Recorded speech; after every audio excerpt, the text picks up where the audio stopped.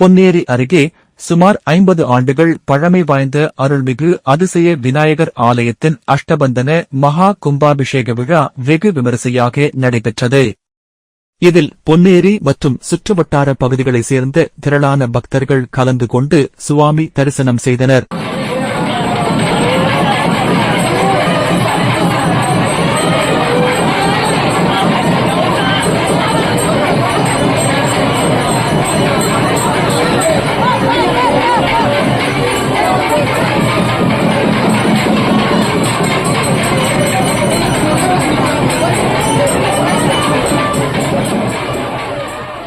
திருவள்ளூர் மாவட்டம் பொன்னேரி அடுத்த காரனோடையில் அமைந்துள்ள அதிசய விநாயகர் ஆலயம் சுமார் 50 ஆண்டுகள் பழமை வாய்ந்ததாக கூறப்படுகிறது.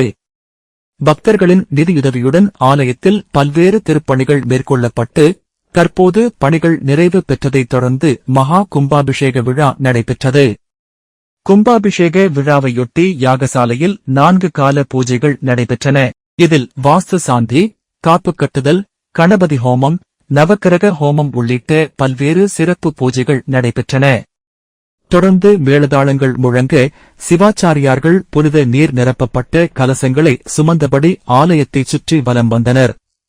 இதையடுத்து புனித நதிகளில் இருந்து கொண்டுவரப்பட்ட புனித நீர் ஆலய ராஜகோபுரத்தின் கலசங்களுக்கு ஊற்றப்பட்டு மந்திரங்கள் முழங்க மகா கும்பாபிஷேகம் வெகு சிறப்பாக நடைபெற்றது.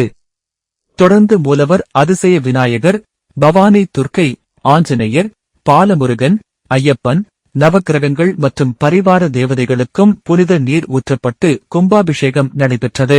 கும்பாபிஷேக விழாவில் கலந்து கொண்ட பக்தர்கள் மீதும் புனித நீர் தெளிக்கப்பட்டது. இதையடுத்து பக்தர்கள் நீண்ட வரிசையில் நின்று அதிசய விநாயகர் மற்றும் பரிவார தெய்வங்களை பக்தியுடன் தரிசனம் செய்தனர். 50 ஆண்டுகள் பழமை வாய்ந்த ஆலயம் புதுப்பிக்கப்பட்டு மகா கும்பாபிஷேகம் நடைபெற்றதை பக்தர்கள் மகிழ்ச்சியுடன் வரவேற்றனர். பொன்னேரி அருகே நடைபெற்ற இந்த மகா கும்பாபிஷேக விழாவில் சுற்றுவட்டார பகுதிகளில் இருந்து திரளான பொதுமக்கள் பங்கேற்றதால் காரனோடை பகுதி முழுவதும் விழாக்கோலம் பூண்டது.